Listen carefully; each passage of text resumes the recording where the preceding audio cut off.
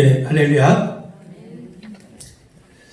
이스라엘 백성들 발이 아니라 홍해 바다를 건넜습니다. 홍해 바다는 아프리카와 아라비아 반도 사이에 있는 좁은 해역으로 여기를 건너야 시내 반도로 들어갈 수가 있습니다. 그 바다의 이름은 히브리 말로는 얌숲이고 또 헬라어나 그리고 한국말로는 홍해 바다입니다.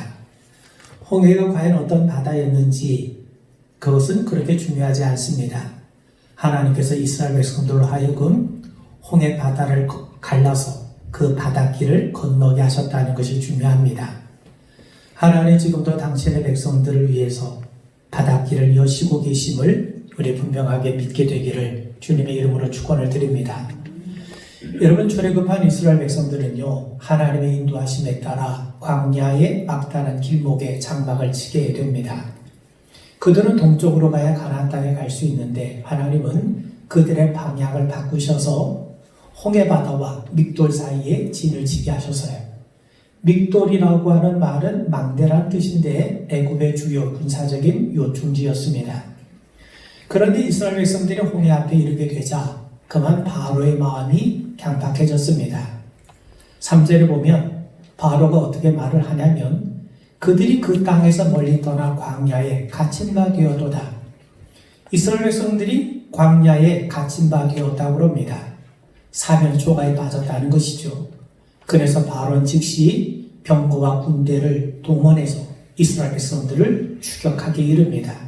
여러분, 우리가 아는 것처럼 지금 이스라엘 백성들 앞에는 홍해 바다가 있고 뒤에는 애굽의 군대가 추격해 옵니다. 이스라엘 백성들이 원해서 이런 상황에 처하게 된 겁니까? 그렇지 않아요. 그들은 하나님의 인도하심에 순종해서 여기까지 이르게 된 겁니다. 이때 그들이 할 수 있는 일이라고 한다면 모세 대신 지도자를 세워서 다시 애굽의 종으로 돌아가는 것일 겁니다. 그런데 그들은 바로 그 자리에서 하나님의 놀라운 구원의 은혜를 경험하게 됩니다. 하나님께서 홍해 바다를 가르셨어요. 그리고 그 바다 한가운데 길을 내셨습니다. 그래서 그들은 마른 땅을 건너듯 바다를 건넜습니다. 반면에 그들이 두려워했던 애굽의 군대들은 바다 가운데 몰살당한 것을 우리는 너무나도 분명히 알게 됩니다. 그렇다면 오늘 본문을 통해서 하나님께서 오늘 우리에게 무엇을 말씀하시는가? 저는 세 가지를 여러분들과 함께 나누고자 합니다. 여러분, 앞서 말씀드린 것처럼 이스라엘 백성들이 원해서 홍해 바다 앞에 이른 것입니까? 그렇지 않아요. 그들은 낮에는 구름 기둥, 밤에는 불 기둥으로 인도하신 하나님의 인도하심에 따라 홍해 바다 앞까지 이르게 된 거예요. 그런데 앞에는 홍해 바다가 놓여 있고 뒤에는 애굽의 군대가 쳐들어오고 있습니다. 그들이 하나님 말씀에 순종하지 않았더라면, 그들이 하나님의 인도하심을 받지 않았더라면 이런 곤경에 처하지 않았을 텐데 그들이 순종했기 때문에 그들은 홍해 앞까지 이르게 되었고 바로 거기서 곤경에 처하게 된 것 아닙니까? 여러분, 우리가 요한복음에 보면 예수님께서 오병이어의 기적을 베푸셨어요. 그래서 사람들이 예수님을 저마다 왕으로 세우려고 난리를 법석을 치고 있습니다. 보리떡 5개 물고기 2마리를 가지고 5,000명을 먹이시는 능력 있는 분을 왕으로 세우면 적어도 먹는 문제는 해결되지 않겠습니까? 그런데 예수님은 서둘러 제자들을 배에 태워서 호수 건너편 가버나움으로 보내세요. 여러분, 우리가 아는 것처럼 제자들은 자신의 배와 그물을 버려두고 예수님을 따른 사람들 아닙니까? 근데 지금 사람들이 모두가 예수님을 왕으로 세우려고 해요. 만약 이 자리에서 예수님이 왕으로 세워지게 되면 정말 예수님을 따른 보람을 얻을 수 있는 그런 기회가 되지 않겠습니까? 그런데 제자들은 예수님의 제 쪽으로 지금 배를 타고 갈릴리 호수를 건너고 있어요. 근데 갑자기 바람이 거슬려 불어오고 풍랑을 만나게 됩니다. 제자들이 두려워했죠. 그들이 주님의 말씀에 순종해서 배를 탔는데 심한 풍랑에 시달리게 된 거예요. 그들이 주님의 말씀에 순종하지 않았더라면 이런 풍랑을 만날 수 있었겠습니까? 만날 이유가 없었던 거죠. 마찬가지입니다. 하나님의 말씀에 순종하고 믿음으로 사는 사람들도 때로 고난을 겪을 때가 있습니다. 막다른 길목에 갇힐 때가 있는 것이죠. 하나님은 때로 우리 앞에 홍해 같은 장애물을 두기도 하시고 세상에 쫓기는 신세가 되기도 하십니다. 그렇다면 왜 하나님은 이스라엘 백성들을 광야에 갇히게 하신 것입니까? 왜 홍해를 앞에 두시고 애굽의 추격을 받게 하신 것입니까? 그것은 전적으로 하나님의 영광을 드러내게 하시기 위함이었다고 하나님은 우리에게 친히 말씀하세요.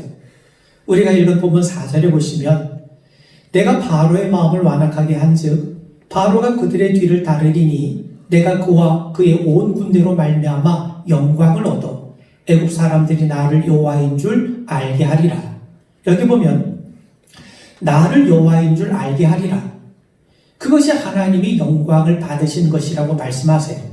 무슨 말이냐면 지금 이스라엘 백성들과 애굽 사람들 앞에서 하나님을 드러내셔서 이 홍해 바다도 가르시는 하나님의 능력을 드러내셔서 정말 하나님이 어떤 분이신지를 알게 하고 그래서 그들로 하여금 하나님을 섬기게 되는 것, 이것이 곧 하나님의 영광을 받으신 일인데 바로 그 일을 위해서 이스라엘 백성들을 홍해 바다 앞까지 인도해 오셨다는 겁니다.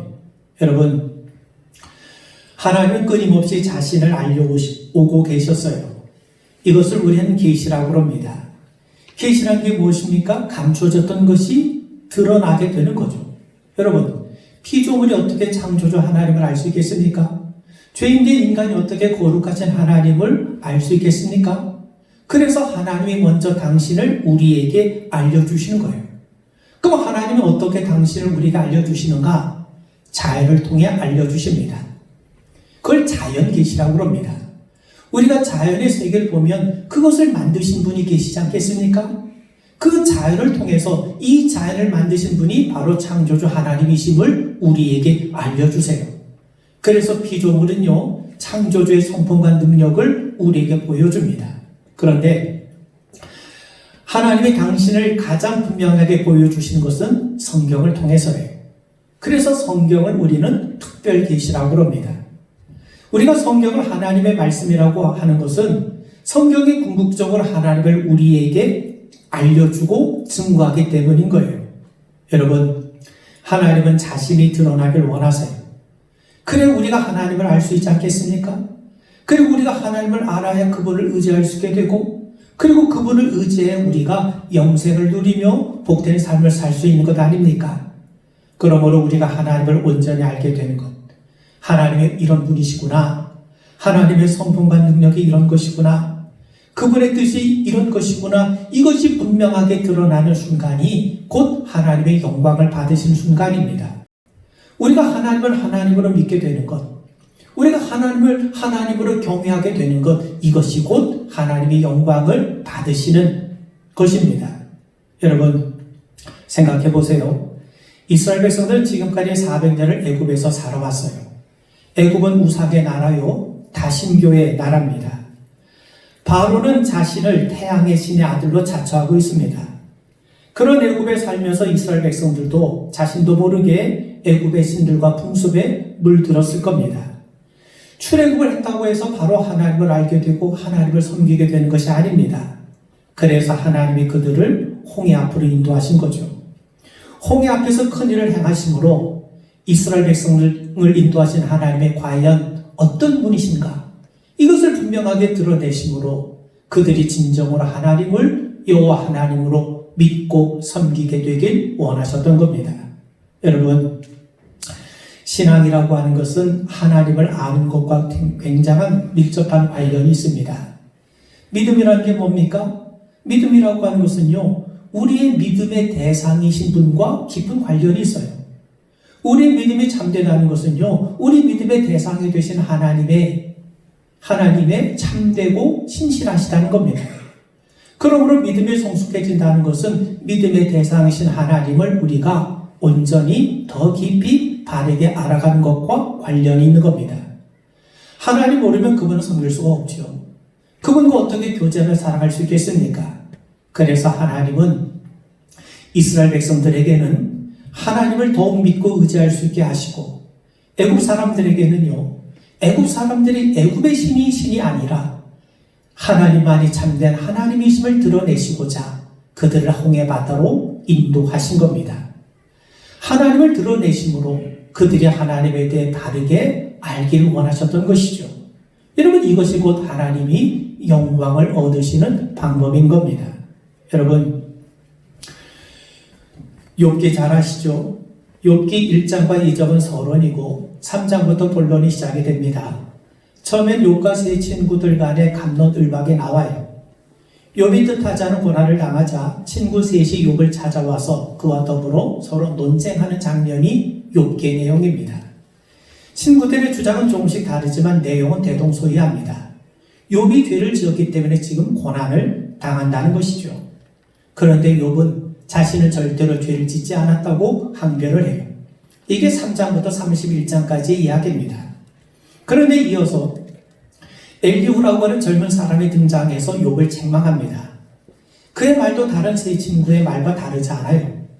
죄 없이 망한 사람이 없기 때문에 지금 욥이 고난당하는 것은 분명히 그가 하나님 앞에 죄를 지은 결과라는 거예요. 이게 32장부터 37장까지 이야기입니다. 그리고 38장부터 하나님이 이 문제에 개입하시면서 분위기가 반전이 돼요. 하나님이 개입하세요. 하나님이 찾아오세요. 그리고 욥에게 질문하십니다. 근데 이 질문은요, 창조와 섭리에 관한 질문이에요. 쉽게 말하면 하나님이 천지를 창조했을 때 욥, 너는 어디 있었냐는 거죠. 하나님이 땅의 기초를 놓을 때 욥, 너는 뭘 했느냐? 네가 그걸 봤느냐는 것이죠. 사실 이런 질문은요, 하나님만이 대답하실 수 있는 질문이지, 있는 것이지, 피조물이 할 수 있는 성질의 것이 아니지 않습니까? 그래서 욥이 하나님 앞에 이렇게 고백합니다. 욥기 42장 2절과 3절을 보면, 주께서는 못하실 일이 없사오며 무슨 계획이든지 못 이루실 것이 없는 줄 아오니 무지한 말로 이치를 가리는 자가 누구니이까? 나는 깨닫지도 못한 일을 말하였고 스스로 알 수도 없고 헤아리기도 어려운 일을 말하였나이다. 욥의 대답은 한마디로 자신은 모른다는 겁니다. 자신은 무지한 사람으로서 하나님의 그 오묘한 이치를 가렸다는 말이죠. 그렇다면 왜 하나님은 욥에게 이런 질문을 하신 겁니까? 사실 하나님의 질문은 인간이 대답할 수 있는 성질의 것이 아닙니다. 오직 창조주 하나님만이 하실 수 있는 것이죠. 마찬가지입니다. 하나님이 욥에게 고난을 주셨어요. 근데 그 고난을 주신 그 이유를 하나님 외에는 알 수 없다는 겁니다. 우리가 갑론을박할 성질의 것이 아니라는 거죠. 그래서 욥이 하나님 앞에 이렇게 고백합니다. 하나님, 제가 어리석었습니다. 하나님 왜 내게 고난을 주시는지 그것은 오직 하나님만이 아시는 일인데 이것도 모르고 우리가 무지한 말로 하나님의 이치를 가렸군요. 그러면서 하나님 앞에 회개하죠. 42장 6절에 보면 그러므로 내가 스스로 거두어드리고 티끌과 재 가운데에서 회개하나이다. 여러분, 이거는요, 욥이 어떤 도덕적인 행위를 회개한 것이 아닙니다. 자신의 무지한 말로 하나님의 이치를 가린 것을 회개한 거예요. 고난에는 하나님의 뜻이 있고 또 이 고난은 전적으로 하나님의 영역에 속한 일인데 그것도 모르면서 자신의 알량한 지식과 경험으로 하나님의 이치를 가리고 하나님의 뜻을 자기 나름대로 단정했던 자신의 어리석음을 회개했다는 말이죠. 그리고 그가 이렇게 고백을 합니다. 내가 주께 대하여 귀로 듣기만 하였사오나 이제는 눈으로 주를 배움나이다. 여러분, 이 일을 통해 욥의 신앙이 한층 성숙해집니다. 과거에는 하나님에 대해서 귀로 듣는 정도만 알았는데 이 사건을 통해 하나님을 눈으로 보는 정도로 알았다는 거죠. 하나님을 아는 지식이 귀로 듣는 자리에서 눈으로 보는 자리로 한 단계 높아졌다는 것입니다. 그렇다면 여러분, 하나님께서 왜 욥에게 고난을 주신 겁니까? 그 고난을 통해서 하나님을 아는 지식이 귀로 듣는 자리에서 눈으로 보는 자리로 더 높이시기 위해서였던 것이죠. 그런데 욥과 친구들은 그것을 알지 못하면서도 괜한 논쟁을 벌였던 겁니다. 결과적으로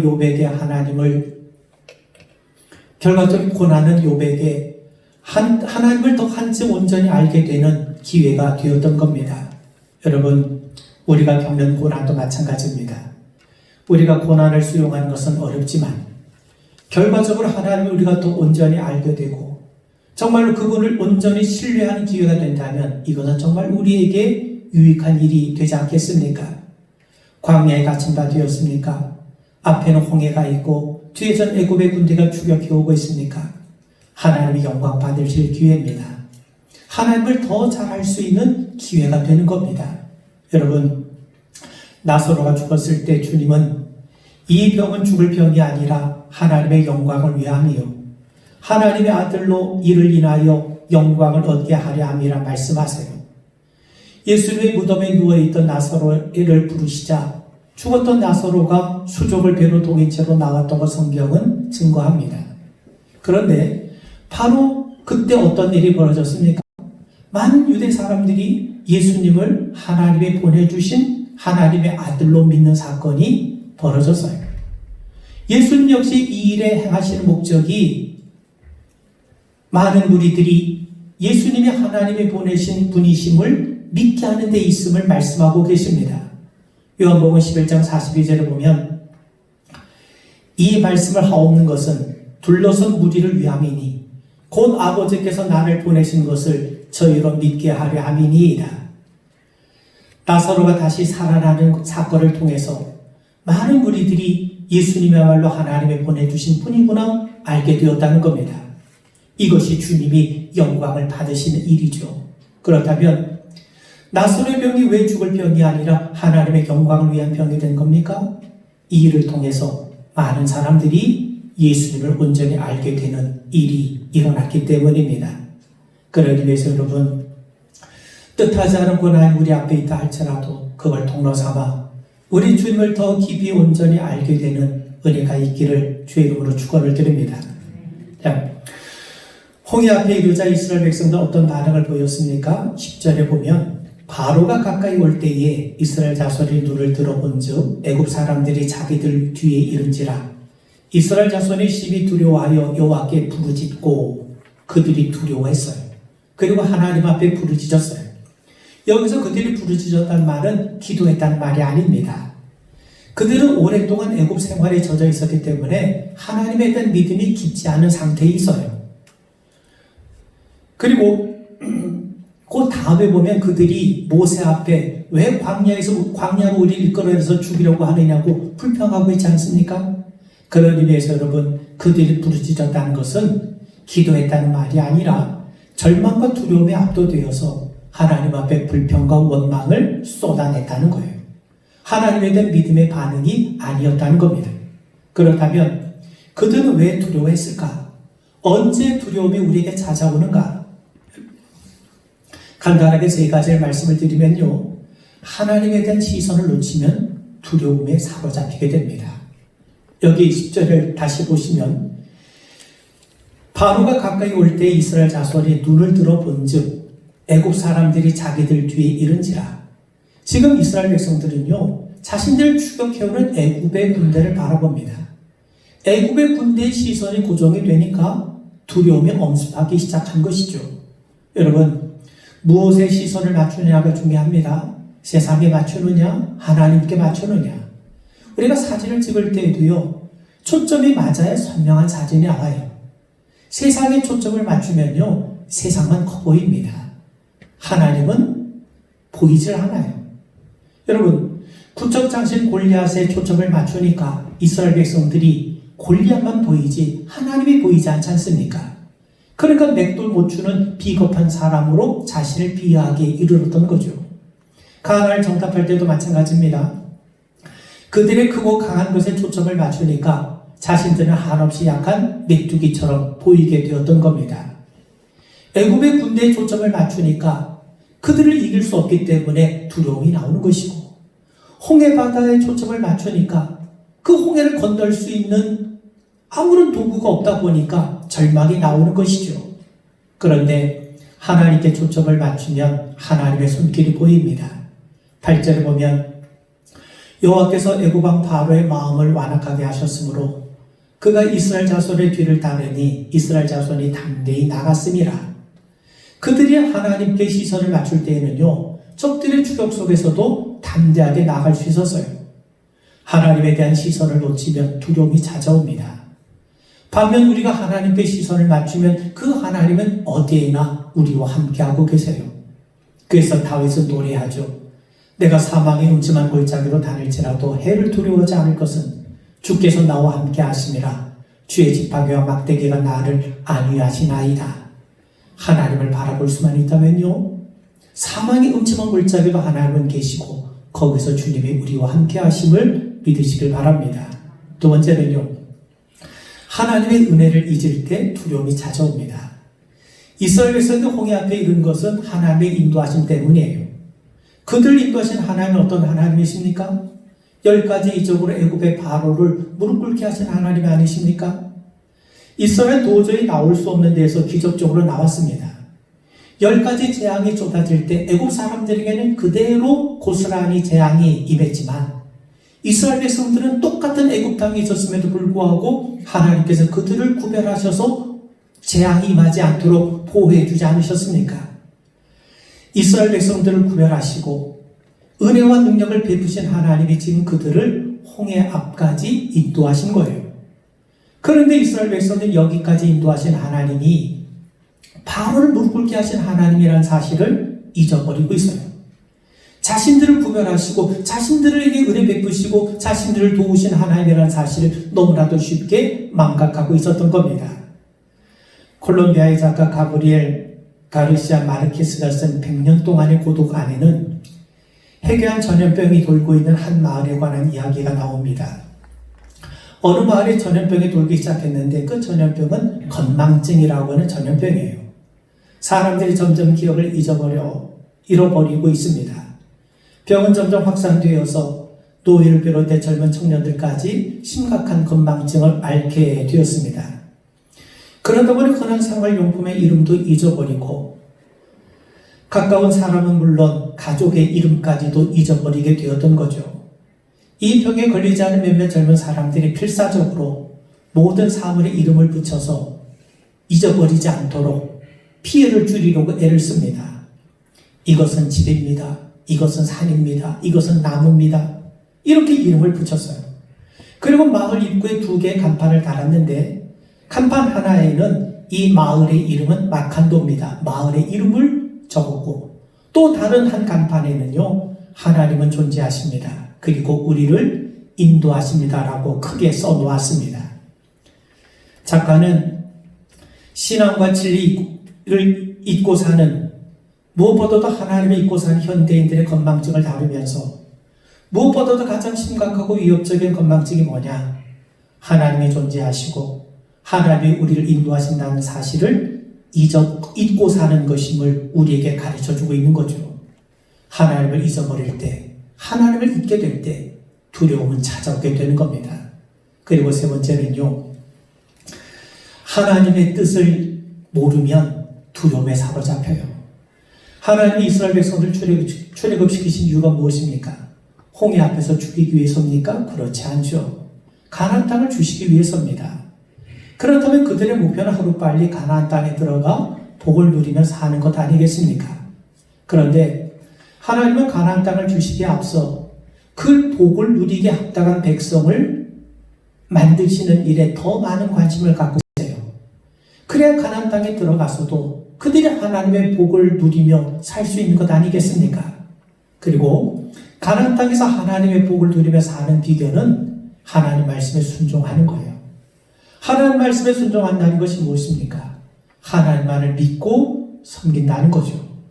우리가 하나님을 믿지 못하면서 어떻게 그분의 말씀을 듣고 살 수 있겠습니까? 우리가 하나님을 신뢰하는 법을 먼저 배우지 못하면 하나님이 아무리 많은 복을 우리에게 주신들 우리가 그걸 제대로 누릴 수 있겠습니까? 그래서 하나님이 우리를 훈련시키시는데 그 방법 가운데 하나가 우리를 광야의 막다른 길로 인도하시는 거예요. 여기서 하나님을 전적으로 신뢰하고 전적으로 그분을 의지하는 법을 배우게 하신 것이죠. 여러분, 야고보 사도는 우리에게 이렇게 권면해 줍니다. 너희가 여러 가지 시험을 만나거든 온전히 기쁘게 여기라. 이는 너희 믿음의 시련이 인내를 만들어내는 줄 너희가 알미라. 군인의 훈련을 통해서 강해지는 것처럼 성도들 역시 믿음의 시련을 통해 영적으로 강해져 갑니다. 근데 중요한 것은 어떤 시련이 찾아오든지 두려워하지 말고 온전히 기쁘게 여기라고 말씀합니다. 우리가 기뻐해야 이기기 때문이 아닙니다. 우리는 잘 모르지만 이 시련 속에 하나님의 선하신 뜻이 있음을 믿기 때문에, 그리고 이 시련을 통해 우리가 좀 더 하나님을 온전히 알게 되고 그분을 더 가까이 할 수 있기 때문에 우리는 하나님의 선하심을 믿고 기뻐하게 되는 거죠. 마지막으로요, 이스라엘 백성 홍해 앞에서 불평과 원망을 쏟아냅니다. 11절 보시면, 애굽에 매장지가 없어서 당신이 우리를 이끌어내어 이 광야에서 죽게 하느냐. 그러자 하나님의 모세를 통해 말씀하세요. 13절 14절입니다. 너희는 두려워하지 말고 가만히 서서 여호와께서 오늘 너희를 위하여 행하시는 구원을 보라. 너희가 오늘 본 애굽 사람을 영원히 다시 보지 아니하리라. 여호와께서 너를 위하여 싸우시리니 너희는 가만히 있을지니라. 무슨 말입니까? 오늘 너희들은 홍해 앞에서 두려워 벌벌 떨고 있지만 이때야말로 하나님이 어떤 분이신지 너희가 분명히 알 수 있는 절호의 기회라는 겁니다. 그러니 입 다물고 하나님이 어떤 분이신지, 너희를 위해서 어떤 일을 행하시는지 두 눈을 부릅뜨고 한번 보라는 거죠. 우리를 여기까지 인도하신 하나님이 어떤 분이신 줄 아느냐? 그분이 바로 우리를 위해 대신 싸우시는 하나님이시라는 겁니다. 여러분, 이스라엘 백성도 홍해 앞에서 하나님을 새롭게 만납니다. 그들이 알게 된 하나님은 어떤 하나님이십니까? 우리를 위해서 일하시는 하나님, 우리를 구별하시는 하나님, 우리에게 은혜를 베푸시는 하나님. 그런데 그들은 이 홍해 바다 앞에서 우리를 위해 대신 싸우시는 하나님을 새롭게 경험하게 돼요. 여러분, 여호수아가 훗날 이스라엘 백성들을 앞에 모아놓고 가나안 땅을 정복할 수 있었던 비결을 말해줍니다. 여호수아 23장 3절에 보면, 너희 하나님 여호와께서 너희를 위하여 이 모든 나라에서 행하신 일을 너희가 다 보았거니와 너희 하나님 여호와 그는 너희를 위하여 싸우신 자신이라. 하나님이 너희를 위해서 싸우셨다는 거예요. 하나님이 우리를 위해 대신 싸워주셨기 때문에 우리가 가나안 땅을 정복할 수 있었다는 거죠. 여러분, 아수의 사내립이 군대를 거두고 쳐들어왔을 때 히스기야가 두려워하지 않아요. 그가 뭐라고 이렇게 외칩니까? 저와 함께하는 자는 육신의 팔이요, 우리와 함께하는 자는 우리의 하나님 여호와시라. 반드시 우리를 대신하여 싸우시리라. 히스기야에게 하나님은 어떤 분이십니까? 히스기야 대신 싸워주신 하나님이세요. 여러분, 홍해 앞에 있습니까? 뒤에는 애굽의 군대가 쳐들어옵니까? 우리를 대신해서 싸워주신 하나님을 우리가 새롭게 만날 때입니다. 우리 믿음의 선배들은 한결같이 인생의 막다른 골목에서 하나님을 새롭게 만나는 경험을 했어요. 우리가 아는 것처럼 아브라함이 모리아 산에서 아들 이삭을 번제로 바칠 때 그는 그야말로 인생의 막다른 골목에 서게 된 것 아닙니까? 그런데 그 자리에서 그는 우리를 위해 준비하신 하나님, 미리 예비해 주신 하나님, 즉 여호와 이레 하나님을 새롭게 만나게 되었어요. 이스라엘 백성들이 마라에 이르렀을 때 물이 쏟아서 마실 수가 없었습니다. 그때 모세가 하나님이 정하신 그 나무를 물에 던졌을 때 물이 달게 되었죠. 그 자리에서 그들은 치료하신 하나님 여호와 라파를 새롭게 알게 되었습니다. 아말렉과의 전쟁에서 모세는 산에 올라가 손을 들었어요. 모세의 손이 올라갈 때마다 이스라엘은 전쟁에서 승리를 경험합니다. 거기서 그들은 여호와 니시, 승리를 주신 하나님을 새롭게 경험을 하게 되죠. 사무엘이 미스바에 모여 성회를 열었을 때 온 이스라엘 백성들이 모여서 금식을 합니다. 그때 블레셋이 쳐들어왔죠. 하나님의 강한 우레를 보내셔서 그들을 물리치셨고, 이스라엘 백성 끝까지 추격해서 블레셋 사람들을 다 물리치고 승리를 거두지 않았습니까? 그래서 사무엘은 미스바와 센 사이 돌을 세워놓고 에벤에셀이라고 이름을 지었습니다. 여기까지 우리를 도와주신 하나님을 그들은 새롭게 만나게 되었던 거죠. 이스라엘 백성들이 하나님을 새롭게 만나고 하나님을 아는 지식이 더해져 갔던 순간은 대개 어려움에 직면할 때였습니다.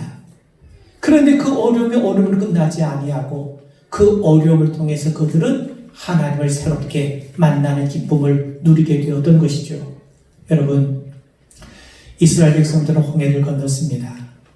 하나님의 인도를 받은 사람들은 물속을 걸으면서도 가라앉지 않아요. 반면 그들이 두려워했던 바로의 인도를 받았던 군대들은 다 물속에 가라앉지 않았습니까? 우리가 믿는 대상이 차이를 만들어내는 겁니다. 우리가 세상에 발을 딛고 살아도 하나님께 소망을 두고 하나님의 인도를 받으면 결코 우리는 가라앉지 않습니다. 우리는 흙으로 지음받아 이 땅에 살지만 하나님의 형상을 품었기에 우리는 하나님을 바라봐야 합니다. 현실의 몸을 내리고 살아도 하나님을 바라보며 살아가야 합니다. 하나님을 믿는 인생은 홍해 앞에서도 홍해를 건너게 됨을 분명하게 믿게 되길 바랍니다. 사랑하는 성도 여러분, 우리 앞에 홍해가 있습니까? 뒤에서 애굽의 군대가 쳐들어옵니까? 하나님의 영광이 드러날 때입니다. 두려워하지 마시고 여기까지 인도하신 하나님의 손길을 믿으십시오. 우리도 이스라엘 백성들처럼 우리를 도우신 하나님, 우리를 구별하신 하나님, 우리와 함께 하신 하나님, 더 나아가 우리를 위해 대신 친히 싸워주시는 하나님을 만나게 될 줄 믿습니다. 우리 기도하겠습니다.